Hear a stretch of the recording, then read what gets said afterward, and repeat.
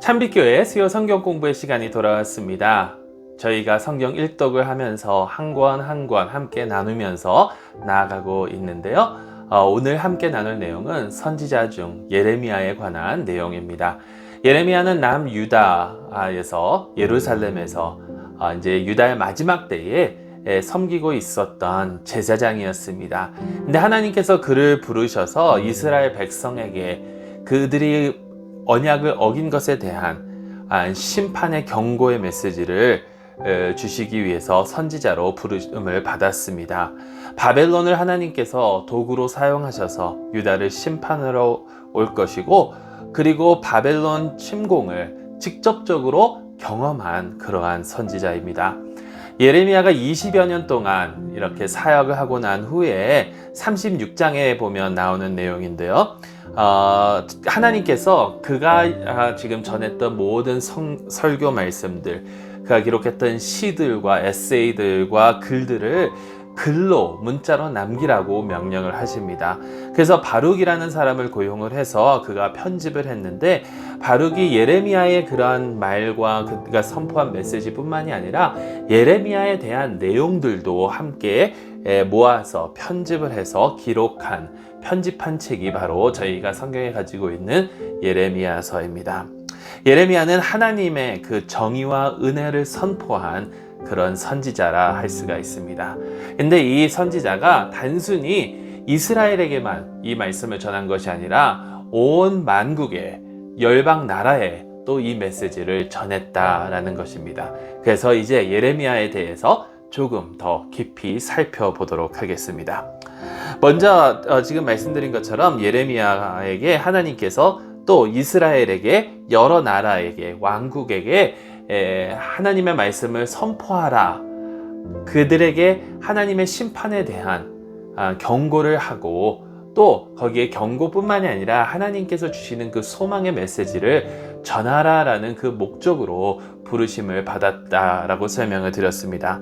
그래서 1장 10절을 보면 하나님께서 예레미야에게 말씀하시는데, 네가 선포할 내용이 무엇이냐면 이 여러 나라들을 뽑고 파괴하며 또 파멸하고 넘어뜨리고, 그러니까 이 나라들이 심판을 받아서 뽑아져 버리게 되고 파괴가 되고 파멸하게 되고 쓰러져 넘어질 것이다.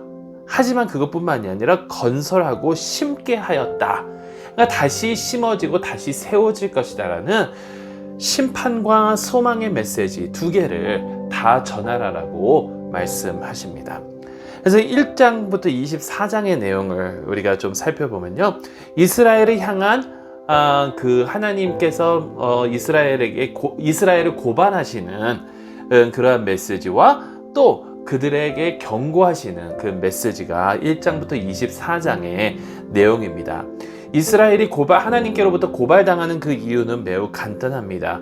그들이 하나님의 언약을 어겼기 때문에, 하나님께서 모세를 통하여 주신 그 계명들과 시내산에서 세웠던 그 언약, 아니 이 가나안 땅으로 들어갈 때 다시 세우고 다시 자기들이 스스로 깨닫게 알았던 그러한 언약을 그들은 계속해서 어기면서 살아갔다라는 거죠. 크게는 두 가지 방법으로, 두 가지 이유로 이 언약을 어겼는데, 첫 번째는 다른 신들을 섬겼다라는 겁니다. 다른 신들을, 우상 숭배, 이 세상에 하나님 외에 다른 신을 섬기지 않겠다라고 약속을 하면서 자신들이 원하는 그러한 신들을 이스라엘은 섬겼다라는 겁니다. 그래서 예레미야는 이 우상 숭배가 결국에는 간통이나 동일하다고 이야기를 합니다. 한 그 남자와 여자가 서로에게만 마음을 주고 해야 되는데, 불륜을 저지르게 되면, 다른 곳으로 내 마음을 주고 내 육체를 주고 그렇게 하게 되면 그 관계가, 처음에 있었던 그 관계가 깨지고 신뢰가 깨지는 것처럼 우리는 하나님만 섬기고 하나님께 전적으로 헌신해야 하는데, 다른 우상을 섬긴다라는 것은 이러한 간통과 같다라는 것입니다. 그리고 두 번째는 사실 이거는 이스라엘의 리더들, 특히 왕과 선지자들과 제사장들에 대한 고발인데, 그들이 모두가 다 부패하고 언약을 떠났고 자신들이 해야 할 일들을 하지 않았다라는 것입니다. 그게 뭐냐면 사회적 정의를 세워야 되는데 하나님의 나라는 모두가 다 평등하게 살아갈 수 있는 그러한 나라를 만들어야 되는데 그들이 부패하고 그들이 언약을 떠났기 때문에 결과는 사회적 불의가 일어나고 특히 과부와 고아와 이민자들과 그런 사람들이 제대로 사회적 보호를 받지 못하면서 오히려 억압당하고 자신들이 가지고 있었던 것을 빼앗기고 그러한 사회가 되어 버렸다라는 겁니다. 그래서 이것을 전체적으로 나타내는 내용이 7장에 나오는데요. 예레미야가 성전에서 설교를 합니다. 그러면서 그가 했던 말이 뭐냐면 이스라엘 너희가 어떻게 하느냐면 성전 안에서는 하나님을 섬긴다 하고 하나님께 매달리고 하나님께 제사를 드리고 하면서 성전 밖에서는 우상을 섬기고 자신들의 멋대로 살아가고 심지어는 아기들까지를 제물로 바치는 그러한 만행을 저지르고 있었다라는 것입니다. 여러분 이것을 오늘날 우리의 삶으로 한번 생각을 해보시기 바랍니다. 얼마나 많은 크리스천들이 교회 예배당에 오기만 하면 하나님 주여 주여 주여 부르짖으면서 그러면서 눈물 흘리고 콧물 흘리고 정말 봉사 열심히 하고 뭐 다 하는데 성전 밖을 나가기만 하면 다른 사람들 뒷담화를 하고 악한 입에 담을 수 없는 그런 말을 하고 행동도 자신들의 멋대로 자신들의 이득만 챙기는 그런 행동을 하며 살아가느냐라는 거예요. 하나님을 섬긴다고 하지만 결국에 우리의 삶은 우리 멋대로 살아가는 그러한 삶, 이것이 바로 하나님의 언약을 어기는 행위라는 겁니다. 자, 그래서 예레미야는 이것에 대한 경고를 주는데 하나님께서 북에서 너희에게 원수를 보내실 것이고 그 원수가 너희들을 심판할 것이다. 근데 그게 누구냐면 바로 바벨론이라는 겁니다. 바벨론. 그러면서 이제 25장으로 넘어가면서 느부갓네살 왕이 이제 바벨론의 왕이 됩니다. 그러면서 이제 예언이 있어요. 이 바벨론이 예루살렘을 침공할 것이고 이스라엘은 70년 동안 바벨론 포로 생활을 할 것이다 라는 하나님의 예언이 있고 그러면서 여기에 나오는 이미지가 있는데 그것이 무엇이냐면 하나님의 그 노여움의 그것이 그 잔이 가득 차서 넘치기 일보 직전이라는 겁니다. 그 노여움의 잔이 누구냐면 바로 바벨론이라는 거예요. 바벨론. 다시 말해서 이게 뭐냐면 이게 넘쳐나면 바벨론이라는 그 나라가 그의 힘을 발휘하면 하나님의 진노의 심판을 이스라엘과 열방 나라들이 맛보게 될 것이라는 겁니다.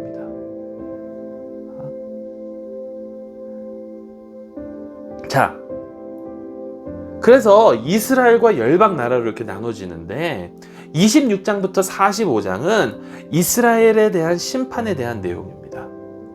근데 여기 참 흥미롭습니다. 왜냐하면 26장에서 45장인데 26장에서 29장에는 예레미야가 회개를 선포합니다.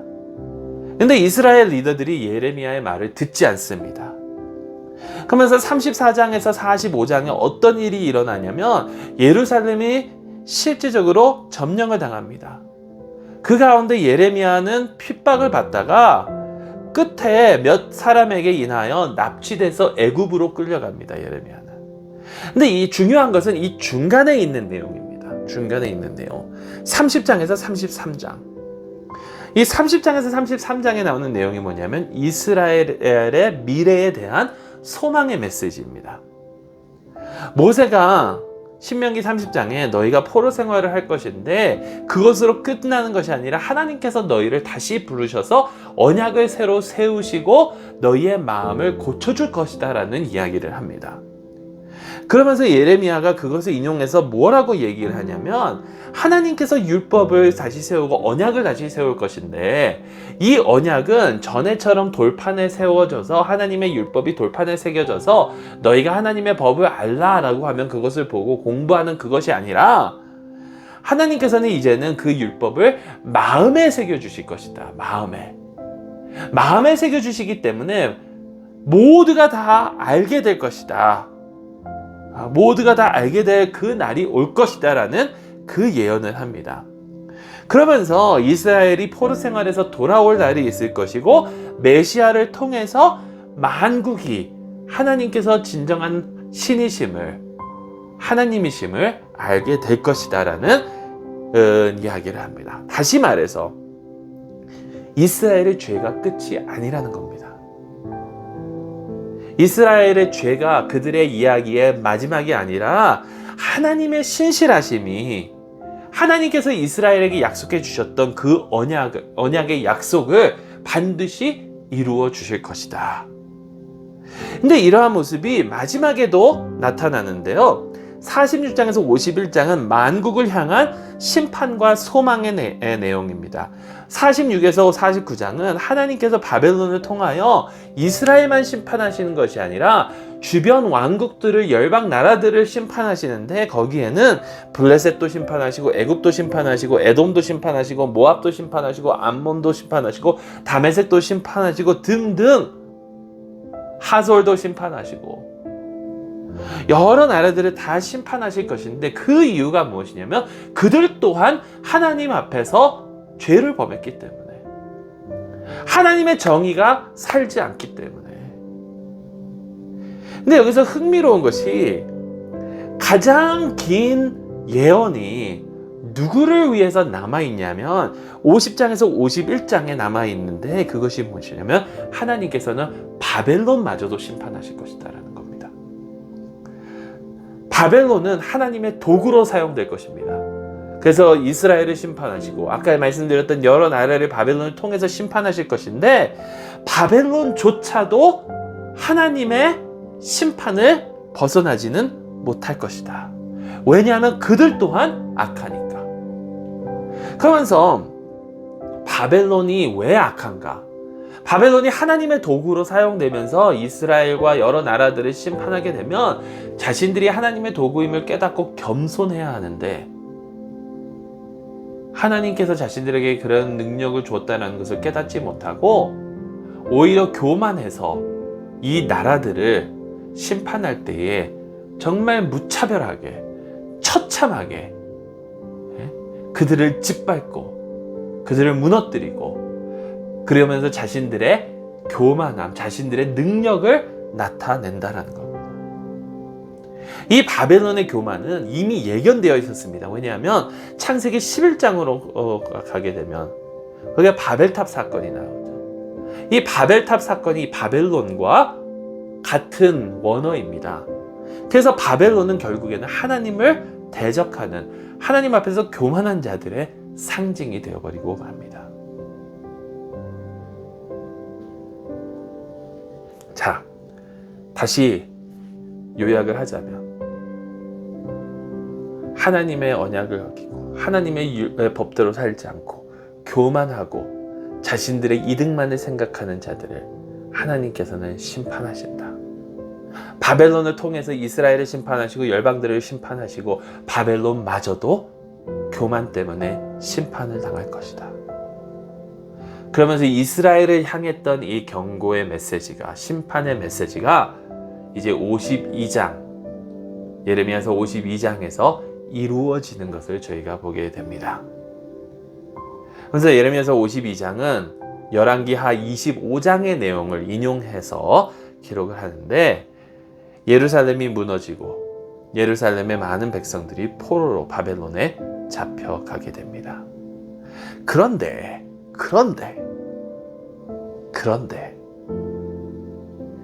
끝에 25장 마지막에 아주 작은 한 이야기가 있습니다. 그게 뭐냐면, 바벨론의 왕이 이스라엘을 다 포로로 잡아가고 난 다음에 바벨론의 왕이 여호야긴에게 호의를 베풉니다. 여호야긴은 다윗의 자손으로서 왕족입니다. 이스라엘의 마지막 왕입니다. 그에게 호의를 베풀면서 다른 민족들의 그 어떤 왕보다도 그를 높이고 왕의 식탁에서 식사를 나눌 수 있는 놀라운 특권을 그에게 하사합니다. 그러면서 이야기는 막을 내리게 됩니다. 자, 이것이 무엇을 상징하는가? 여러분, 이것은 하나님께서 약속하셨던 그 작은 소망의 불씨입니다. 여러분, 예레미야의 대부분은 예레미야서 1장부터 52장에 이르기까지 대부분은 불의에 대한 하나님의 심판의 말씀, 경고의 말씀이지만 여기 이 마지막 이 부분은 하나님의 그 소망의 작은 불씨를 이어가고 있다는 겁니다. 하나님은 공의로우신 분입니다. 정의로우신 분입니다. 그래서 악을 반드시 심판하십니다. 하지만 심판과 환난 가운데서도 긍휼을 보여주시는 하나님. 여러분, 아까 그 여호와의 잔 이야기를 했지 않습니까? 여호와의 진노의 잔이 가득 차서 이게 넘쳐나면, 바벨론이라는 도구로 이게 넘쳐나면 이스라엘과 열방이 그것을 맛보게 될 것이라고 했는데, 여러분, 겟세마네 동산에서 예수님의 기도를 기억하시죠? 아버지 하나님, 이 잔을 하실 수 있거든 내게서 넘기시옵소서. 하지만 나의 뜻대로 마시옵고 하나님의 뜻대로 하시옵소서. 여러분, 우리가 소망을 가질 수 있는 이유는, 우리가 하나님 앞에 나올 수 있는 이유는 그 진노의 잔을 우리 주 예수 그리스도께서 우리를 대신하여 마시셨기 때문이라는 겁니다. 사랑하는 성도 여러분, 예레미야서의 경고의 말씀을 가볍게 듣지 마시기 바랍니다. 우리는 하나님 앞에서 정의를 행하고 하나님의 뜻대로 살아가야 할 책임이 있습니다. 물론 우리가 부족해서 죄를 짓고 우리가 악해서 하나님의 뜻을 저버렸지만, 하나님께서는 그럼에도 불구하고 우리에게 소망을 주시고 우리에게 은혜를 베풀어 주셨으니 우리가 마땅히 받아야 할 그 심판을 예수 그리스도께서 대신 받으셨다라는 겁니다. 그것을 기억하면서 감사한 마음으로, 그리고 겸손한 마음으로 하나님의 뜻대로 살아갈 수 있기를 간절히 소망합니다. 내 삶 가운데 우리가 우상을 숭배하고 사회적 불의를 일으키는 그 모습은 어떠한 모습이 있는지 생각해 보시고요. 하나님께서 우리를 하나님의 도구로 사용하셨는데도 불구하고 우리는 교만하지는 않았는지, 우리가 언제 우리의 모습이 바벨론과 비슷한지 생각해 보시면서 우리를 대신해서 여호와의 진노의 잔을 마시신 예수 그리스도의 은혜를 생각하면서, 그렇다면 우리가 하나님 앞에 어떠한 태도로 나아가야 되는지 고민해 보시기 바랍니다. 기도 들으신 후에 이 제목들을 가지고 묵상하시며 잠시 시간 보내시고, 이제 곧 시작되는 예레미야서를 통해서 하나님의 깊으신 뜻을 깨닫고 무엇보다도 하나님의 은혜를 체험하실 수 있기를 간절히 소망합니다. 기도하시겠습니다. 하나님 아버지, 감사합니다. 저희를 사랑하여 주시는 하나님, 저희가 불의를 저질렀음에도 불구하고, 저희가 우상을 숭배했음에도 불구하고, 저희가 주님으로부터 멀리 떠나왔음에도 불구하고 저희를 사랑하여 주시는 하나님, 저희를 용서하여 주시옵고 저희가 겸손한 마음으로 주님의 그 은혜에 힘입어 주님 앞에 올바른 삶 살아갈 수 있도록 인도하여 주시옵소서. 계속해서 하나님의 말씀을 묵상하며 나아갈 때 하나님의 뜻을 저에게 보여주시고 하나님 저희와 동행하여 주시옵소서. 예수 그리스도의 이름으로 기도드리옵나이다. 아멘.